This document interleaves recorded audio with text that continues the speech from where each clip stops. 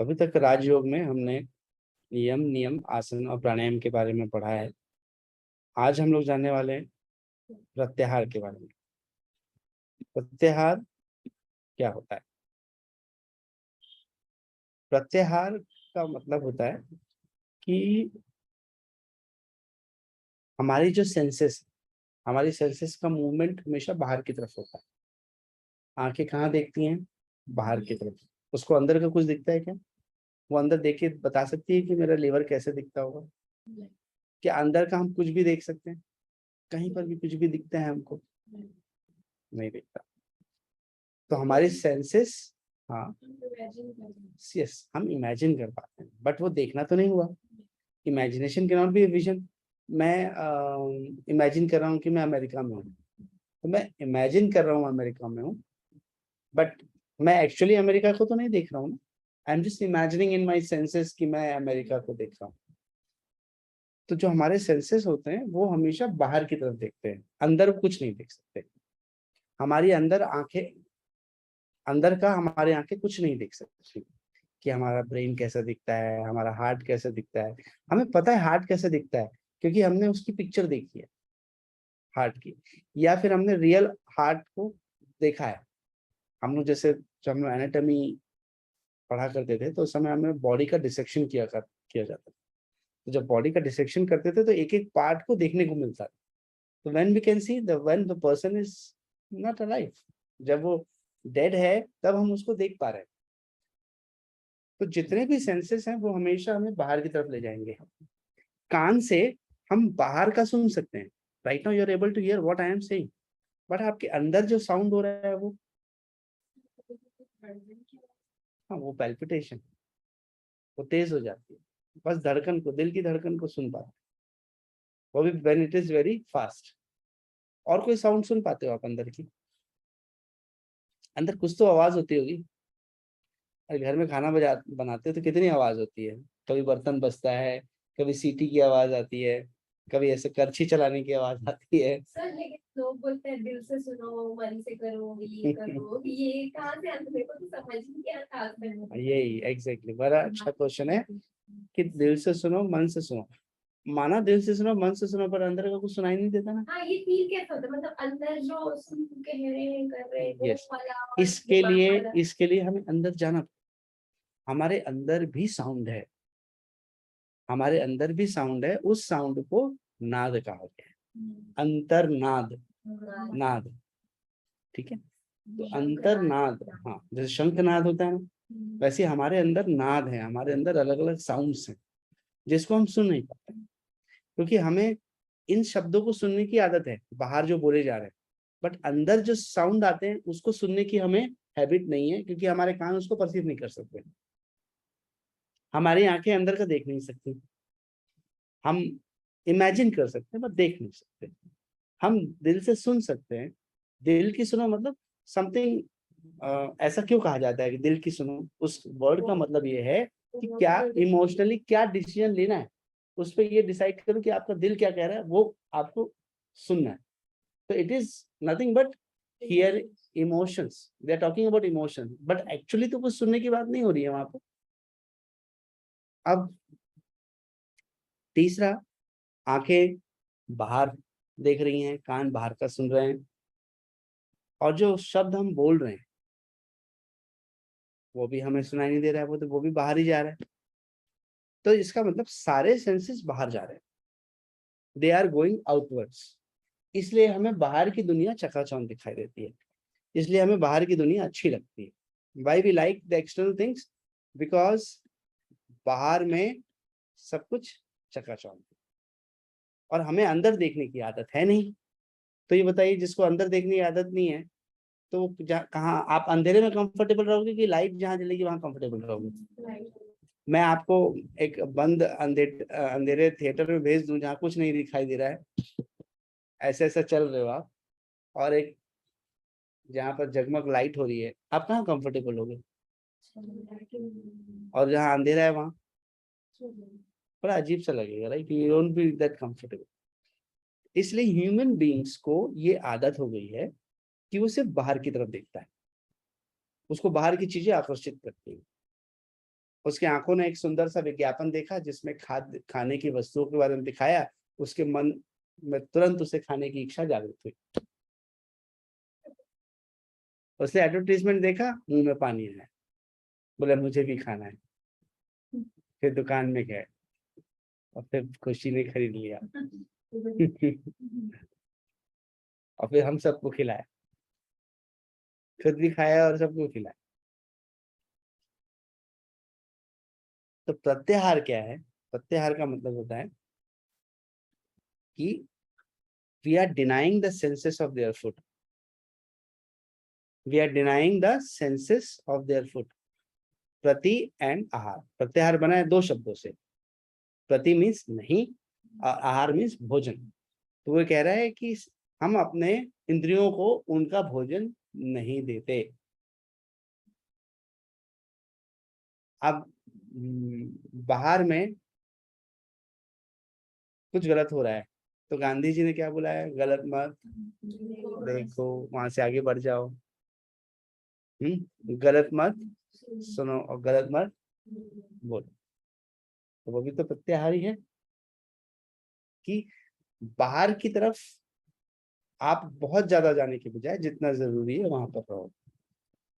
तो अब मैं अंदर कैसे जाऊं? मैं अंदर तब तक नहीं जा सकता जब तक मैं इंद्रियों को बाहर जाने से नहीं रोक सकता। उदाहरण के लिए 3 लोग दीक्षा प्राप्त किए और उन्होंने निर्णय लिया कि अब हम ध्यान करेंगे, अब हम रोज ध्यान करेंगे, we will meditate every day. तो उन्होंने निर्णय लिया कि जब हम लोग मेडिटेट करेंगे कोई भी नहीं बोलेगा, नो वन शुड स्पीक, क्योंकि कोई बोलेगा तो हमारा मेडिटेशन डिस्टर्ब हो जाएगा। तो निर्णय हुआ कि कोई नहीं बोलेगा। तो उन्होंने एक दीपक लिया, दीपक को जलाया, उसकी लौ पर देखते हुए वो तीनों बैठ गए, ध्यान करने लगे। और निर्णय क्या लिया था? कोई कुछ नहीं बोलेगा। अचानक थोड़ी देर बाद दीपक की लौ बुझ गई। तो 3 में से पहला वाला बोला, अरे दीपक बुझ गया। तो दूसरा वाला बहुत नाराज हुआ, बोला हमने डिसाइड किया था कुछ बोलेंगे नहीं। तीसरा वाला मन ही मन मुस्कुरा रहा है, देखो मैं तो कुछ बोला ही नहीं। अब यहाँ पर जब डिसाइड किया था कि नहीं बोलना है तो इसमें तीनों ही तो गलत साबित हो गए। पहले वाले ने क्या कहा? उसने बोल दिया, तो वो अज्ञानता है, वो अज्ञानता है। उसने बोला अज्ञानतावश, उसे नहीं बोलना था पर उसने क्या बोला? अज्ञानता दिखाई उसने। मतलब कोई चीज समझ करके भी जानबूझ के करने को क्या कहेंगे? जब आपने डिसाइड किया है कि आप नहीं बोलोगे फिर भी आप बोल रहे हो तो वो क्या होगा? अज्ञानता है। दूसरा वाला एरोगेंस है, ईगो है उसमें, ठीक है, एंगर है उसमें। आपने क्यों बोला? अरे आपने क्यों बोला? तो आप भी तो बोल रहे हो, आपने भी तो डिसाइड किया था कि कुछ भी हो जाए नहीं बोलोगे। तो दीपक बुझा, उसने बोल दिया तो आप शांत रह जाते, पर आप भी चुप नहीं रहे, आपने ईगो दिखाया, बोले आपने क्यों बोला। और तीसरा वाला मुस्कुराते हुए बोल रहा है, देखो मैं तो कुछ नहीं बोला। इस व्यक्ति को क्या कहेंगे? यस, ये चतुर्मूर्ख है। चतुर्मूर्ख सुना तो पहले, ये चतुर्मूर्ख पहली बार सुन रहे हैं। ऑस्ट्रिच सुना था, बट ये तो चतुर्मूर्ख है जो ये मन ही मन सोच के खुश हो रहा है, देखो मैं तो कुछ बोला ही नहीं। बट उसके कान ने तो सुना, तो उसके मन ने तो रिएक्ट किया। तो जब तक रिएक्शन रहेगा मेडिटेशन हो ही नहीं सकता। आप ध्यान करने बैठे, ठीक, और ध्यान करने के बाद बैठे और बाहर से कुत्ते की भौंकने की आवाज आ रही है, तो आपका मन ध्यान में लगेगा क्या? बता तो मेरे को लग जाएगा, लगेगा ध्यान में?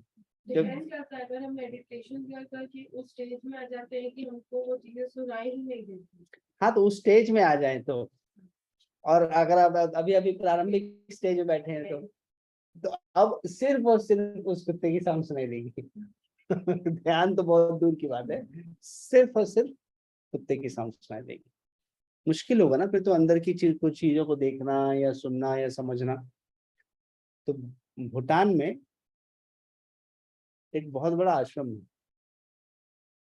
वो जो आश्रम है, उस भूटान के शहर के बीचों बीच सबसे व्यस्ततम इलाके में है। जैसे रायपुर में सबसे व्यस्ततम इलाका कहाँ पर है? बंजारी चौक, मालवीय रोड, सदर बाजार, ये एनी टाइम क्या रहता है? रश रहता है। तो ऐसी जगह पे उन्होंने एक आश्रम बनाया भूटान में। तो एक शिष्य को पता चला, तो वो बोला कि वहां पर गुरुजी अच्छा सिखाते हैं, ध्यान सिखाते हैं, तो चलो सीखने चलते हैं। तो वहां देखा तो इतने तंग गलियां, इतने दुकानदार, जोर जोर से शोर हो रहा है, लोग आपस में बात कर रहे हैं, चिल्ला रहे हैं। और फिर जैसे तैसे बोला यहाँ पर कौन आश्रम बनाया? साधारणतः मैंने तो देखा है आश्रम लोग थोड़ा शहर के बाहर बनाते हैं, सुकून वाली जगह पे बनाते हैं। ये कैसे महात्मा आदमी हैं कि जो शहर के बीचों बीच में आश्रम बना के बैठे हैं। तो वो अंदर जैसे तैसे वहां तक पहुंचा, जहां पहुंचा तो देखा भयंकर कुत्ते लोग चिल्ला रहे हैं जोर जोर से। अब कुत्ते का काम ही है, वो तो आपस में लड़ते रहते हैं, उनको कोई टॉपिक ही नहीं चाहिए लड़ने के लिए।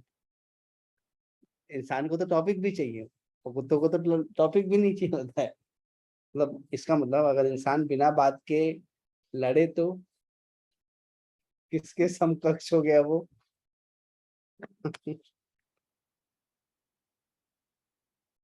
तो अब वो अंदर गया तो बोले तो यहाँ कुत्ते भौंक रहे हैं, कम से कम 150-200 कुत्ते थे। अब वो अंदर गए तो वहां बैठे हुए शिष्य लोग ध्यान कर रहे थे। तो बोला यहाँ तो मैं एक पल नहीं रुकूंगा। यहाँ कौन ध्यान करेगा? अब वो बोले गुरुजी ये कैसा ध्यान है? आप कहाँ पर गलत जगह पे आश्रम खोल लिए, मैं आपको जगह देता हूँ, चलो आप मेरे साथ भारत में, वहां पर आपको अच्छी जगह देता हूँ, वहां आश्रम खोलना। तो गुरुजी बोले बेटा सुकून वाली जगह पे बैठ कर ध्यान करना तो बड़ा आसान है।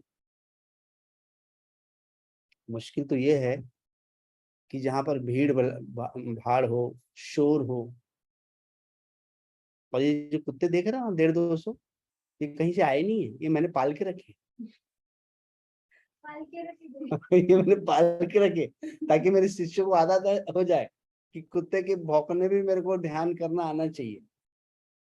इसका मतलब ध्यान करने के लिए हमें चाहिए अपनी इंद्रियों पर नियंत्रण।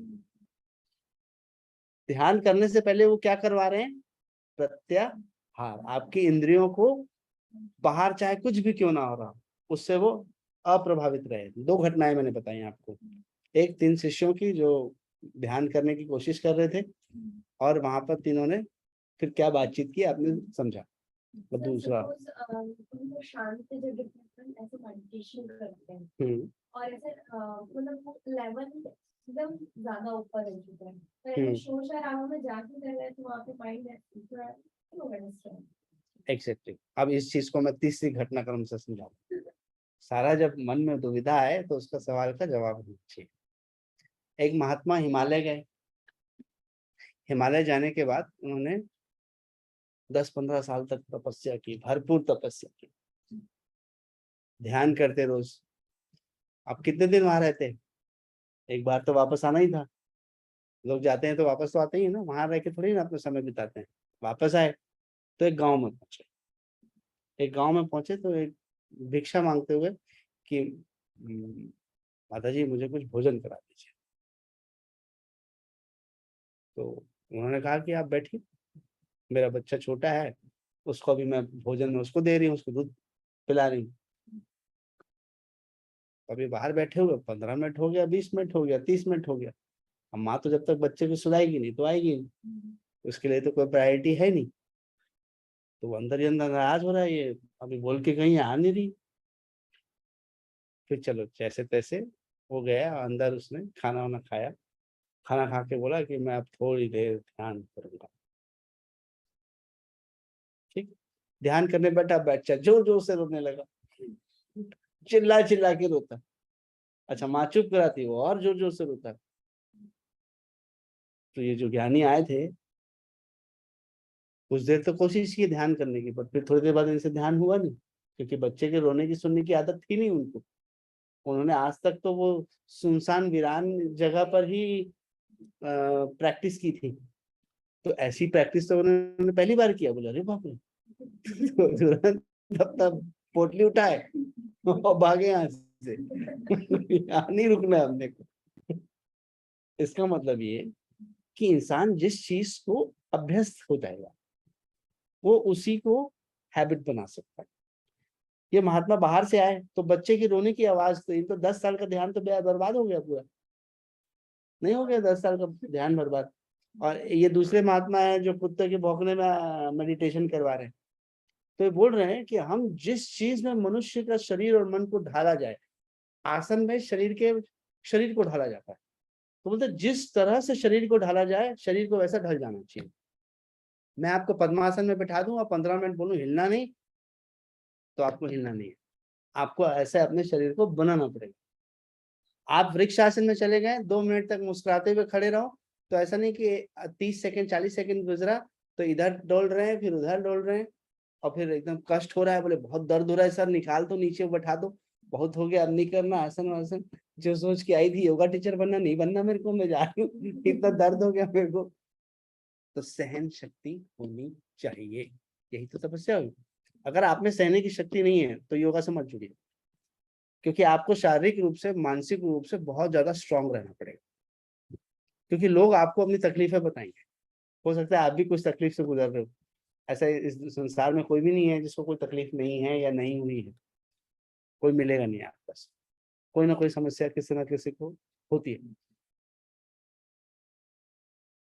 तो इसलिए इन तीनों उदाहरणों से ये समझ में आता है कि मेरा ध्यान मैं करूंगा ही कैसे।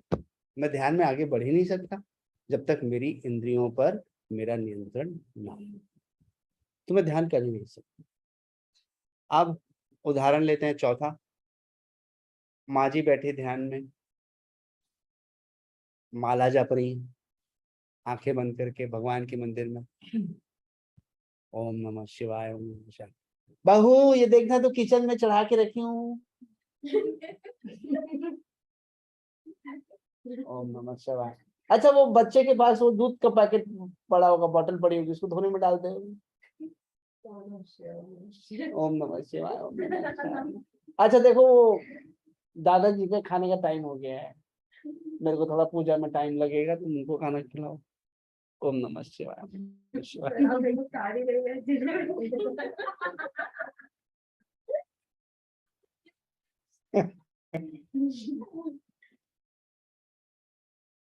कुछ भी देख सकती इमेजिनेशन,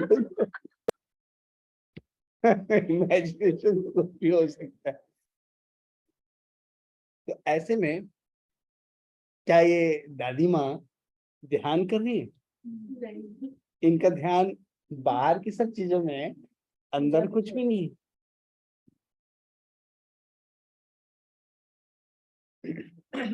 तो इसका मतलब जब तक मेरा मन बाहर भागता रहेगा मैं ध्यान नहीं कर सकता। और मैं ध्यान नहीं करूंगा तो मैं अपने आप को जान नहीं पाऊंगा।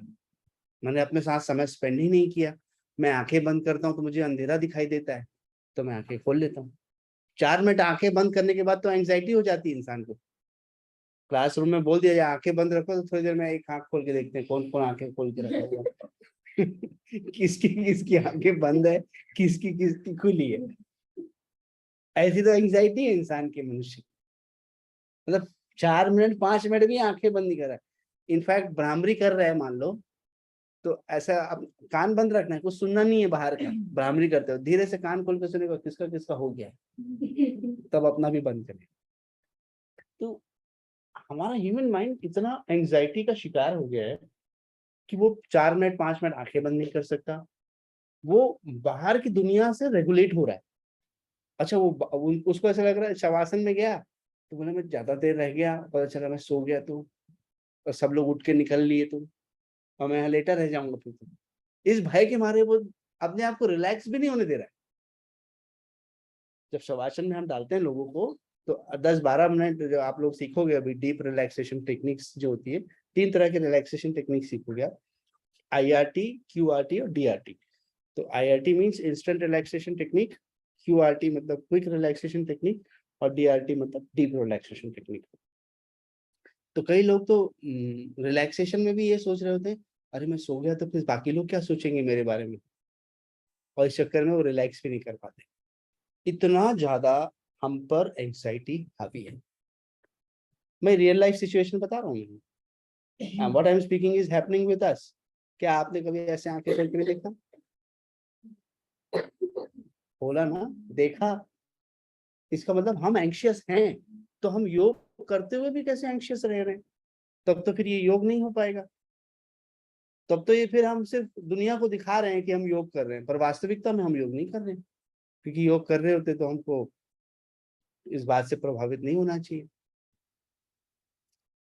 तो इसलिए पहला स्टेप अंदर जाने के लिए अंतरंग योग। अगर आप लोगों ने बाकी क्लासेस को सुना है तो बहिरंग योग और अंतरंग योग के बारे में बात की है। तो बोल रहे अंतरंग योग में अंदर जाने के लिए इंद्रियों पर कंट्रोल लाना पड़ेगा। जब इंद्रियों पर कंट्रोल लाएंगे तभी हम अंदर जा पाएंगे। अब चाहे मेरा मन कोई भी विरोधाभासी बात भी क्यों ना सुने या देखे, वो ध्यान में मस्त रहता है। अब इसके लिए मैं अगला उदाहरण देता हूँ। पुराने जमाने में क्लोरोफॉर्म जैसी दवाइयां नहीं होती थी। क्लोरोफॉर्म जैसी दवाई मतलब एनेस्थेटिक ड्रग्स नहीं होती थी। एनेस्थेटिक ड्रग्स क्या होती हैं? जो आपको बेहोश कर देती है कुछ देर के लिए, आपके सेंसेस नहीं रहते। आपको कोई ऐसा चुभाएगा भी कुछ तो आपको एहसास नहीं होगा, जो आजकल साइकोटिक ड्रग्स जैसी जो होती है।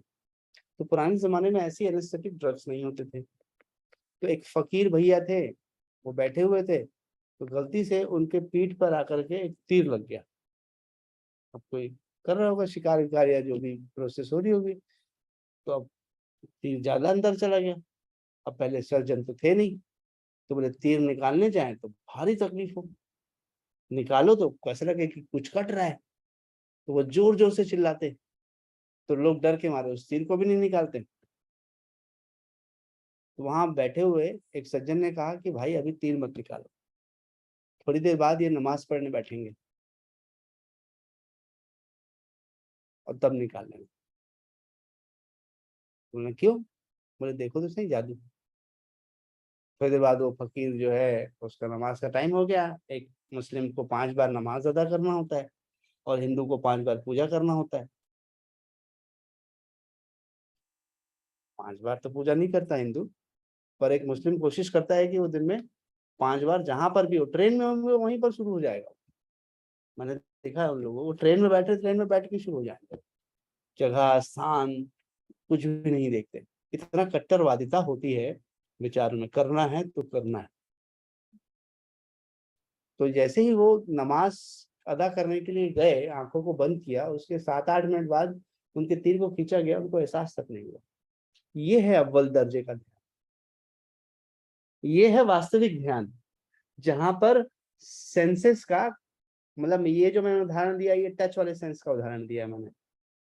अभी तक मैंने सुनने, देखने और बोलने के बारे में बोला। अभी जो मैंने उदाहरण दिया आपको चौथे सेंस के बारे में, चौथा सेंस है हमारा टच, पांचवा टेस्ट। तो उसे टच का एहसास नहीं हुआ, उसकी तीर निकाल लिया गया। तो इस दर्जे का ध्यान लाने के लिए हमें अपने इंद्रियों को कंट्रोल करना ही प्रत्याहार है। तो आशा है इस PDF को जो मैंने शेयर किया है उसमें तो 2 ही लाइन लिखी हुई है, पर मैंने आपको वो सारे उदाहरण दे दिए जो प्रत्याहार को एक्सप्लेन करते हैं। राइट? तो प्रत्याहार means withdrawing the senses inwards. कोई क्वेश्चन? तो अब हम आगे बढ़े यहाँ से। ठीक। तो अगला है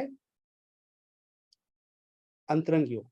तो अभी तक हमने पढ़ा बहिरंग योग के बारे में। बहिरंग योग में आते हैं यम, नियम, आसन, प्राणायाम और अभी हमने पढ़ा प्रत्याहार के बारे में। अब आता है अंतरंग योग। अंतरंग योग क्या कहता है? These are the direct tools, methods to control the mind. मैं अपने मन के साथ डायरेक्टली बिहेव कर सकता हूं। जैसे अगर आपको छत्तीसगढ़ के चीफ मिनिस्टर से मिलना है, तो आप सीधा अपना बोरिया बिस्तर लेकर के उनके से जाके मिल सकते हैं क्या? आपने आज डिसाइड किया कि चलो मिल के आते हैं, तो मिल सकते हैं क्या? नहीं। क्या है? प्रोटोकॉल है। इनडायरेक्ट मेथड में आप जाकर के पहले आप उनके पीए के पास जाएंगे, फिर उसके पास से वहां से आपका प्रोसेस मिलेंगे, राइट? पर आपको अपने किसी फ्रेंड के पास जाना है, तो उसके लिए आपको अपॉइंटमेंट लेना पड़ेगा क्या? आप सीधा गए? हाँ, अभी आज की वर्तमान स्थिति में आप देखें तो कॉल करके ही पूछना पड़ेगा। बाकी कोई किसी और तीसरे व्यक्ति से पूछना पड़ेगा क्या कि भाई साहब मुझे अपने मित्र से मिलना है, मिल लो क्या? मित्र से ही पूछेंगे ना, डायरेक्ट।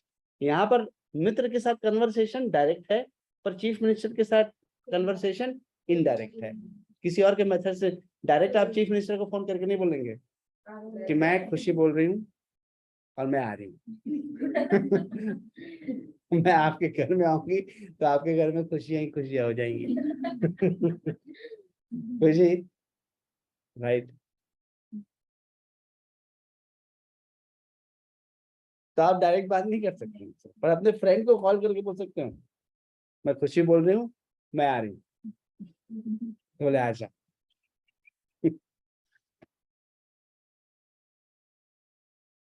तो अंतरंग योग यही है कि when we connect with the mind directly. और बहिरंग योग क्या था? जहां पर हम इनडायरेक्टली माइंड को कंट्रोल कर रहे थे, through controlling the body, through controlling the breath. Breath मतलब प्राणायाम के थ्रू हम लोग उसे कंट्रोल कर रहे थे। तो इसमें पहला है धारणा। धारणा का मतलब होता है वन पॉइंटेडनेस, एकाग्रता। अब ये एकाग्रता शब्द का इस्तेमाल दुनिया के हर जगह पे होता है, हर काम में एकाग्रता चाहिए। एक स्टूडेंट है तो उसको अध्ययन करने के लिए एकाग्रता चाहिए, ठीक? एक सुनार है और उसे अगर किसी गहने को बनाना है तो उसको एकाग्रता चाहिए, बारीकी से उसे देख करके बनाने के लिए उसको चाहिए। एक व्यक्ति जो घड़ी का सुधार करता है, उसे घड़ी को सुधार करने के लिए एकाग्रता चाहिए। तो हर किसी को अपनी लाइफ में एकाग्रता चाहिए कोई भी कार्य को अच्छे से करने के लिए। खाना बनाने के लिए एकाग्रता चाहिए, खाना खाने के लिए भी एकाग्रता चाहिए। तो इसलिए तो कहते हैं घर के बड़े लोग कि खाना खाते वक्त टीवी मत देखो, फोन मत चलाओ, बातें मत करो, सिर्फ और सिर्फ भोजन को चबाओ और अच्छे से खाओ। बट फिर से हमारा ये एंग्जियस माइंड हमें ऐसा करने देता नहीं। एंग्जियस माइंड क्यों बोल रहा हूँ? मैं खाने खाने बैठा हूँ, मेरे को याद आया कि अरे यार उस फ्रेंड को मेरे को एक मैसेज भेजना था, मैं तो भूल जाऊंगा, तो अभी डाल देता हूँ। खाते खाते मैं एक मैसेज कर देता हूँ उसको, फिर मेरे को याद आया मैंने उसको कुछ जरूरी मैसेज भेजा था, उसका रिप्लाई आ गया होगा, चलो मैं देख लेता हूँ। तो अब मैं खाना खाने बैठा जरूर हूँ, बट मेरा मन एंग्जाइटी के कारण से बार बार एक्सटर्नल चीजों पे जा रहा है,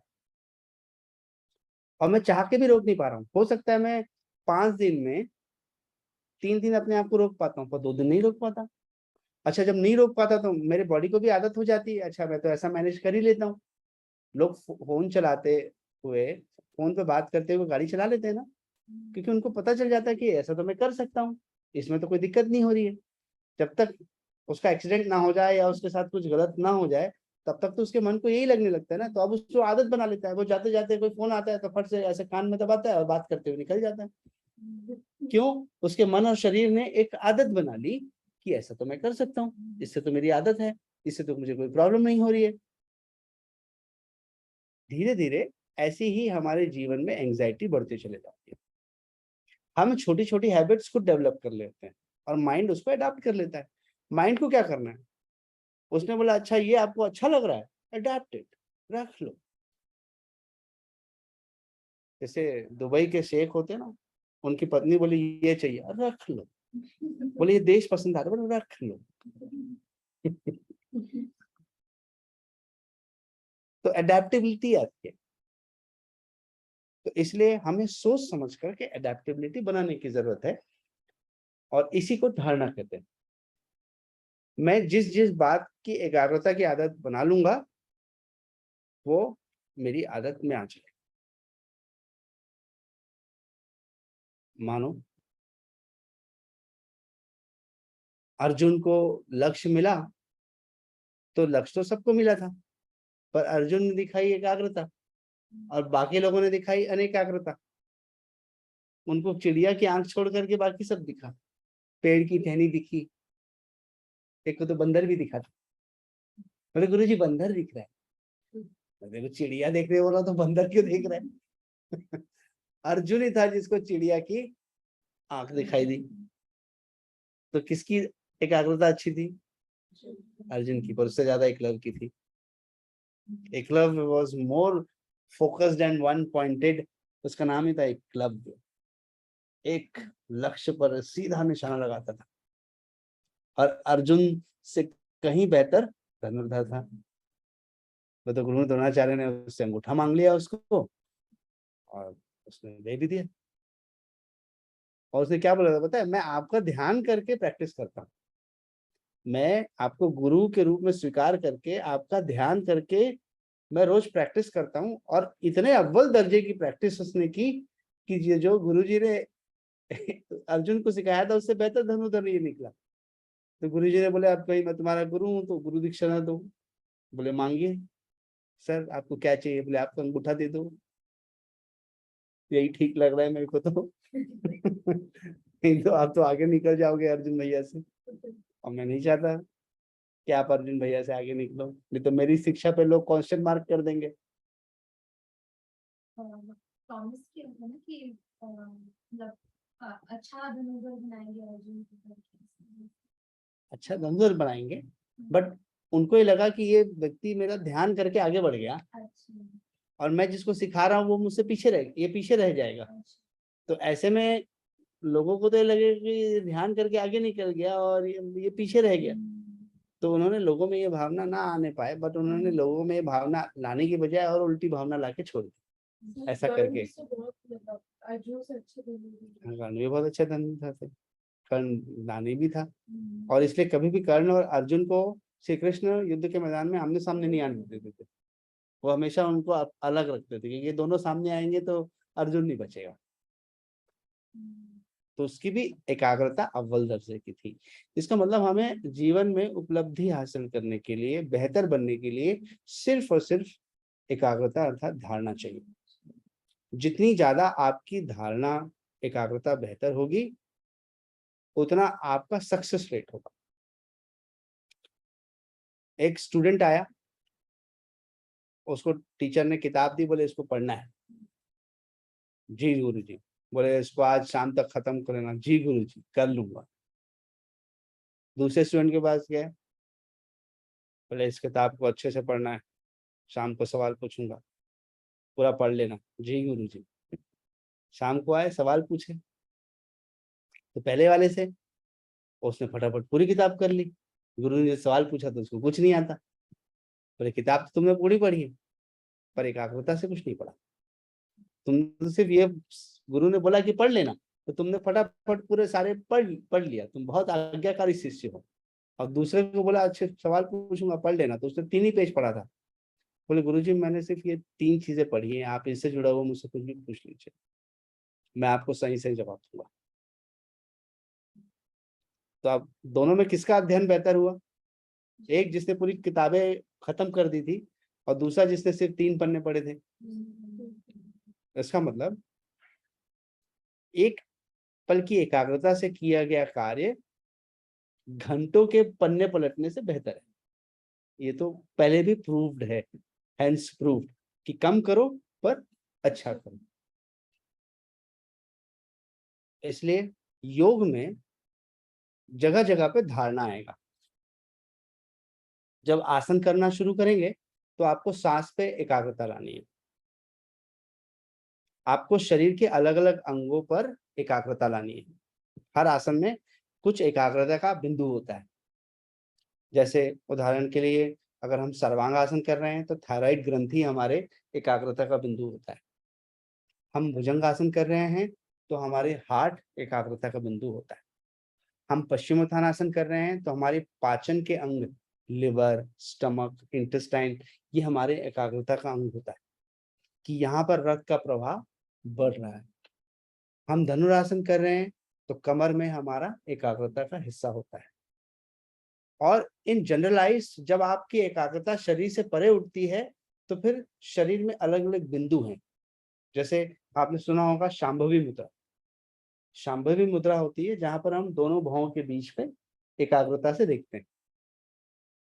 दोनों भौं के बीच में जहाँ त्रिनेत्र है, जहाँ पर आप तिलक लगाते हैं, जहाँ ये माना जाता है कि ईश्वर इस स्थान पर विराजित है हमारे। और चूंकि ईश्वर इस स्थान पर विराजित है इसलिए कई लोग यहाँ चंदन लगाते हैं, महिलाएं यहाँ पर बिंदी लगाती हैं और पंडित यहाँ पर तिलक लगाते हैं।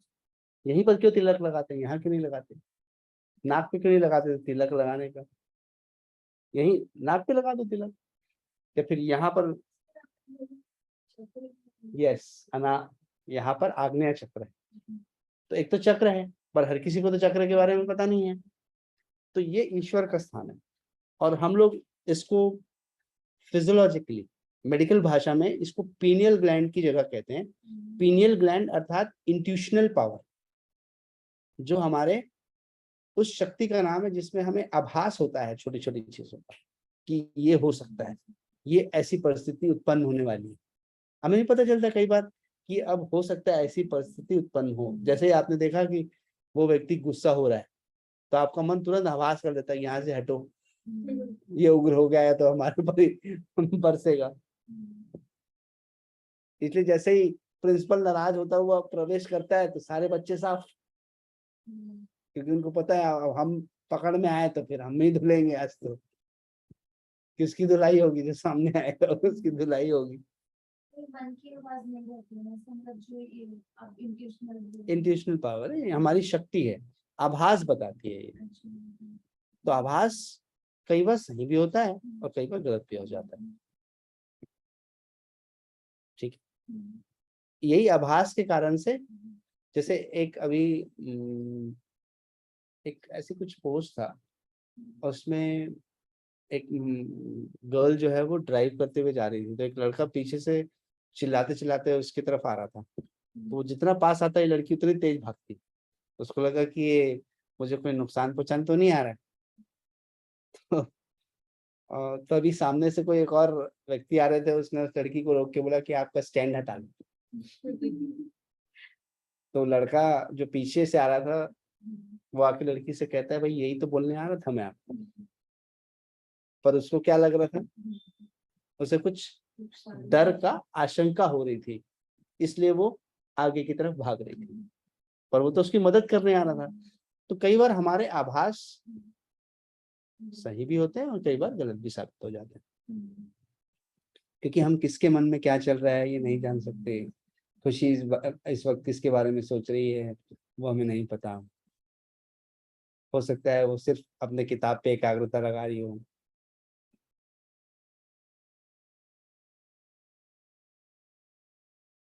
कौन किसके बारे में सोच रहा है कैसे पता चलेगा? We are not aware of it.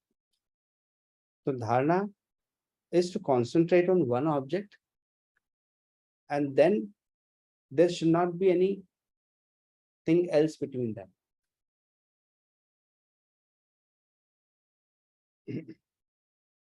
यहाँ तक क्लियर है? धारणा मतलब एकाग्रता। अब मैं धारणा के कुछ उदाहरण देता हूँ। हम सांस पर ध्यान दे सकते हैं, एकाग्रता ला सकते हैं। त्राटक करके एक षट कर्म होता है जिसमें दीपक या मोमबत्ती की लौ को देखना होता है। उसमें एकाग्रता जो है वो मोमबत्ती की लौ पे करनी होती है। वो योगिक टेक्निक है जिसे हम त्राटक कहते हैं, जो कंसंट्रेशन बढ़ाने के लिए अच्छी होती है। वैसे ही आसनों में एक आसन बताया गया, वृक्षासन। तो वृक्षासन में हमें वन पॉइंटेड किसी एक, जब हम आसन की स्थिति में आएंगे तो हमें एक किसी बिंदु पर देखना होता है गहराई से लंबे समय तक। तो एकाग्रता टू बी फोकस्ड आती है। तो यहाँ पर उदाहरण जो है वो त्राटक, जहाँ पर हम दीपक की लौ पर एकाग्र होते हैं। अब अगले स्टेज में आते हैं। जब हम एकाग्र होना सीखेंगे तभी हम ध्यान करना सीख पाएंगे। अब मैं दीपक की लौ पे एकाग्र कर रहा हूँ और कुत्ते की आवाज भी आ रही है, तो भी मेरी एकाग्रता नहीं टूटनी चाहिए। इसका मैं उदाहरण देता हूँ आपको। एक व्यक्ति थे, मछली पकड़ रहे थे, तो उन्होंने अपना ऐसा कांटा और पूरा सिस्टम को लगा के रखा था, नदी किनारे बैठे थे और ऐसे आटे का गोला बना करके हुक में फंसा करके रस्सी से लगा करके इसे पानी में डाल के बैठे हुए थे। तो वहां से खुशी गुजरी और उन्होंने पूछा, अंकल ये आरोग्य मंदिर कहाँ पर है? मैं गई नहीं हूँ, पहली बार जा रही हूँ। ये आरोग्य मंदिर कहाँ पर है, आप जानते हो क्या? तो अंकल सुने ही नहीं। फिर इसने जोश चिल्लाया, अंकल आरोग्य मंदिर कहाँ पर है, आपको पता है क्या? तो फिर इसने तो कोई जवाब नहीं दिया। तो खुशी वहां से गुस्सा होकर चली गई। बोले मैं 2 बार से पूछी, जवाब ही नहीं दे रहे। वो थोड़ा आगे गई तो अंकल पलट के बोले, अच्छा बेटा तुम कुछ पूछ रही थी क्या? क्या पूछ रही थी, पूछो। मैं एक्चुअली मछली पकड़ने में इतना व्यस्त था, इतना एकाग्र था कि तुम मुझे क्या बोली कुछ सुनाई नहीं दिया, कुछ समझ में नहीं आया। कुछ सुनाई नहीं दिया, कुछ समझ में नहीं आया।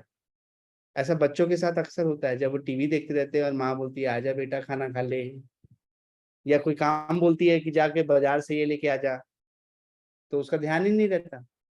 और फिर आके माँ टीवी बंद करती है और गाल पर रक्त अभिसरण तेज करती है और फिर बोलती है जा ये सामान ला के। मैंने क्या बोले थे माँ, क्या सामान लाना है?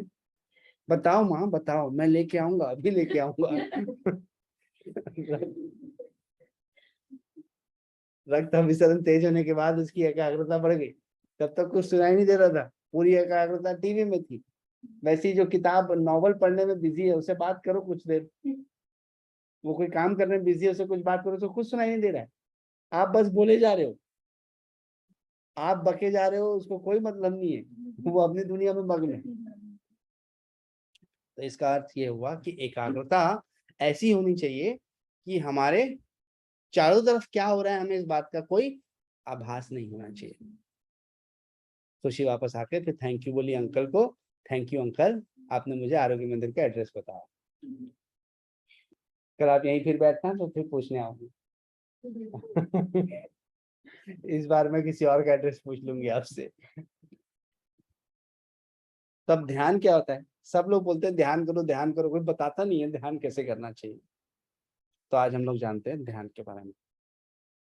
ध्यान का मतलब होता है डीफोकसिंग, जिस पे फोकस किया उस फोकस को हटाना। अब इसको पहले एक उदाहरण से समझते हैं।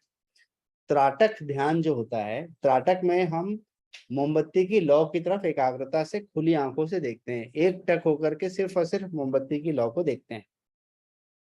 ठीक, तो ये क्या हुआ, धारणा। अब इस स्टेज के बाद मैं अपनी आंखों को बंद करता हूं और जो मैंने खुली आंखों से वो दीपक की लौ देखा था या मोमबत्ती की लौ को देखा था, मैं अपनी बंद आंखों से उसी स्थान पर उसको देखता हूं। तो ये पहला स्टेज था फोकसिंग अर्थात धारणा, और दूसरा स्टेज था डीफोकसिंग। मैं बंद आंखों से उसी चीज को देख रहा हूं, मुझे दिख नहीं रही है, बट मैं उसे विजुलाइज कर रहा हूँ, इमेजिन कर रहा हूँ कि वहां पर वो है। जितनी देर तक मैं विजुलाइज कर पाया और उसके बाद धीरे धीरे वो वस्तु वहां से गायब हो जाएगी। मुझे कितनी देर तक मैं उसे एकाग्रता को बनाए रख पाऊंगा डीफोकस में? खुली आंखों से तो मुझे चीज दिख रही थी, पर जैसे मैंने आंखों को बंद करके उसी चीज को देखना शुरू किया, तो एक लेवल आएगा जहां पर मुझे वो दीपक की लौ नहीं दिखना बंद हो जाएगी।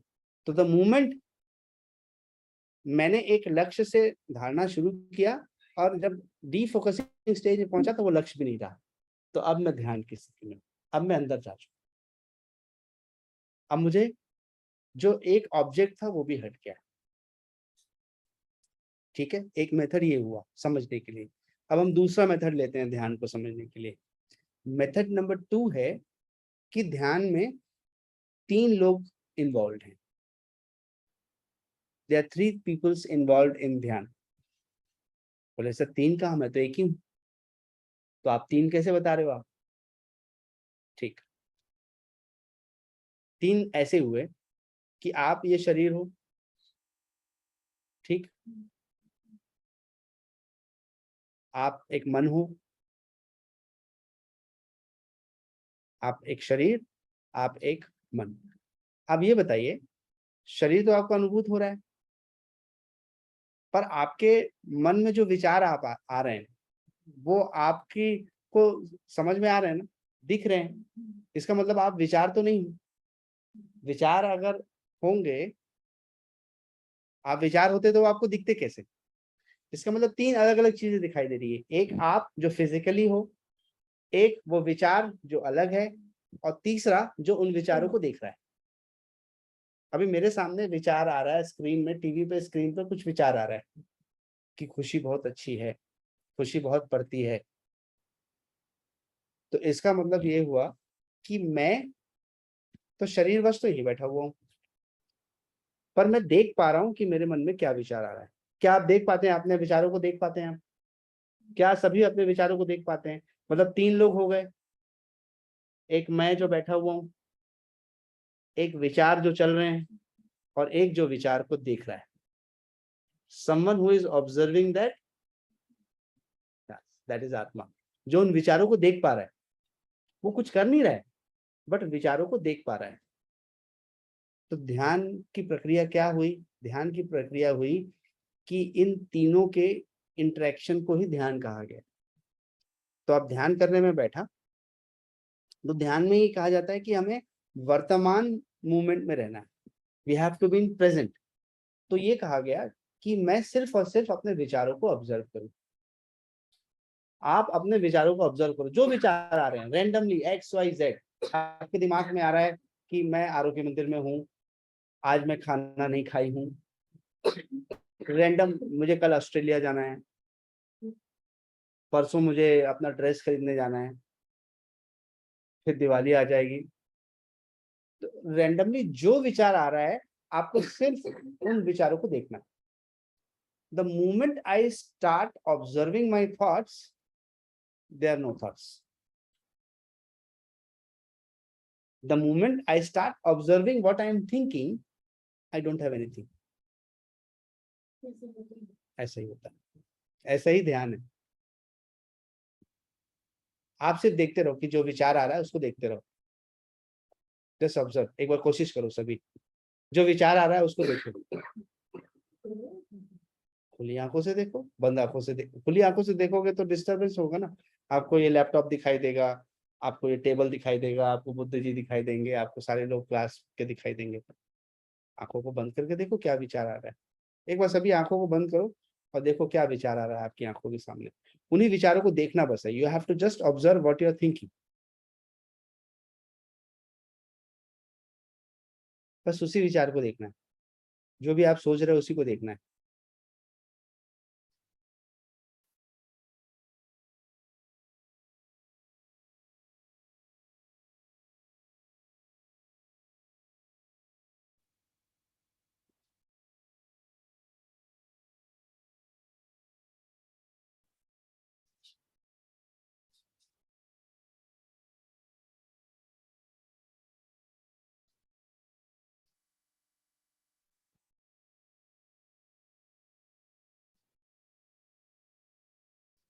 खोलिए आंखें। The moment you start observing your thoughts, क्या थॉट्स आते हैं? थॉट्स आने रिड्यूस हो जाते हैं। थॉट्स आने रिड्यूस हो जाते हैं and your mind gets slow. ठीक है। तो ध्यान कैसे करेंगे? यहाँ पर एक बेसिक ध्यान करने का सबसे बेस्ट तरीका है कि just observe what is going on. That itself will make you calm and quiet. The easiest way to focus and concentrate on yourself. क्यों खुशी? कई बार ऐसा होता है कि कभी आप मेडिटेशन करते हैं तो विचार आ रहे हैं, उसके बाद एक टाइम ऐसा होता है कि कोई आपकी फेवरेट जगह है तो वो दिखने लगती है। तो क्या ये नॉर्मल है या वो हमें थॉट प्रोसेस में स्टेजेस हो सकते हैं ना। जब आप स्कूल में पढ़ने जाते हो तो you study class 1, class 2, class 3, class 4। तो ध्यान में स्टेजेस हो सकते हैं ना। You can be going through different stages in the ध्यान।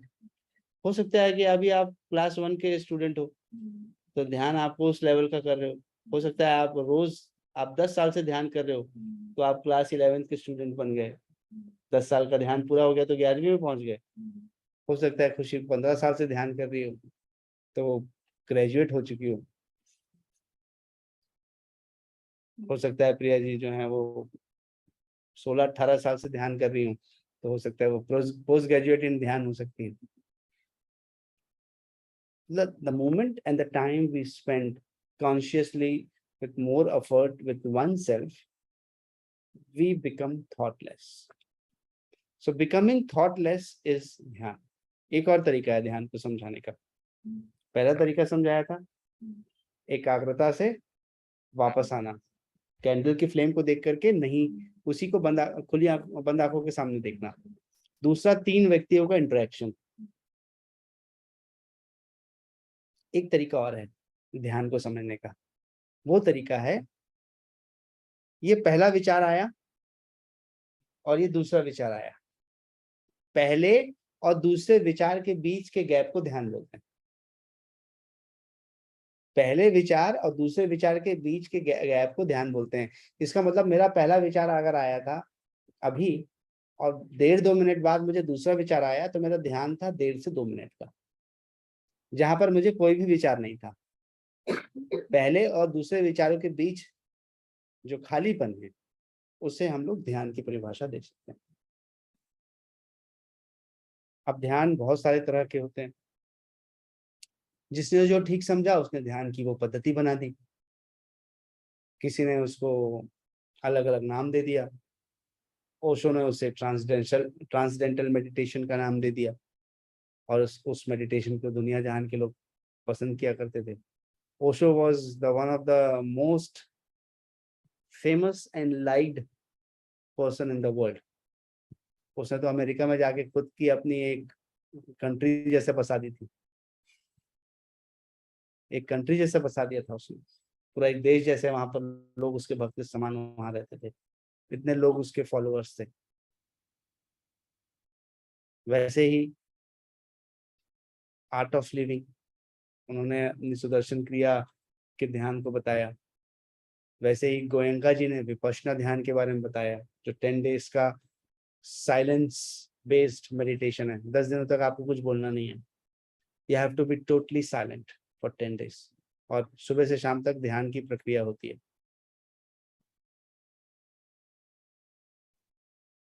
ओम मेडिटेशन है, आप लोग जो सीखेंगे ओम मेडिटेशन, आप लोग सीखेंगे cyclic meditation which is also called as SMET, stress management of excessive tension।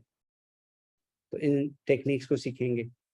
तो there are so many techniques through which we can practice ध्यान। एंड ध्यान का एक ही अर्थ है मन को शांत करना, to calm down the mind. Because हमारे दिमाग में बहुत सारी बातें हैं, बहुत सारी एंजाइटी है, बहुत सारी चीजें हम करना चाहते हैं और बहुत सारी चीजें जब हम नहीं कर पा रहे होते हैं तो हमारी एंजाइटी बढ़ती जाती है। तो मोमेंट हमने सोचा कि हमें ये करना है, हमें वो करना है और हम नहीं कर पा रहे हैं तो उसके बाद हमारी एंजाइटी बढ़ जाएगी, और जैसे जैसे हम काम करते चले जाते हैं हमारी एंजाइटी रिड्यूस होते जाती है। सिपाहियों को ट्रेनिंग दी जाती है, सिपाहियों को ये ट्रेनिंग दी जाती है कि सुबह उठ करके सबसे पहले अपना बिस्तर घड़ी करो। जैसे ही आप सुबह उठकर सबसे पहले अपना बिस्तर घड़ी करते हो, आपका मन आपको शाबाशी देता है कि you have accomplished your task, पहला काम आपने पूरा किया। तो जब जब आप किसी टास्क को पूरा करते हो तब तब आपका मन आपको प्रशंसा करता है आपकी, और मन प्रशंसा करता है तो वो आपको एंजाइटी के दायरे से हटा देता है। और जब तक वो काम पूरा नहीं होता मन आपको परेशान करके रखता है, करो करो करो, क्यों नहीं कर रहे हो, करो करो करो, अरे ये करना है, अरे आज तो वहां जाना है, आज तो ये वाला काम करना है, आज तो इससे बात करनी है, आज तो इसके साथ फोटो लेना है, परसों उसके साथ शादी करनी है। नहीं, ऐसा ध्यान नहीं आता सर, ऐसा कोई विचार नहीं आता हम लोग के मन में। तो यहाँ तक क्लियर ध्यान के बारे में। अब आखिरी है समाधि। इसका एक्सपीरियंस अपने, इसका एक्सपीरियंस ही इसका ज्ञान है। इसको शब्दों में एक्सप्लेन करना मुश्किल है, बट फिर भी मैं कोशिश करूंगा समाधि को एक्सप्लेन करने की आने वाली क्लास में, क्योंकि समाधि को समझना और गहराई से समझने की जरूरत होगी। तो इतना कहकर मैं आज के इस सेशन को यहाँ पर स्टॉप करता हूँ। आज मैंने आपको बताया प्रत्याहार के बारे में, धारणा के बारे में और ध्यान के बारे में। जिसको आप दोबारा सुनना चाहें तो उस रिकॉर्डिंग को आप सुन सकते हैं। अगर आप लोगों के कोई क्वेश्चंस हैं तो आप क्वेश्चंस पूछ सकते हैं, और क्वेश्चंस आपके पास नहीं है तो कोई बात नहीं।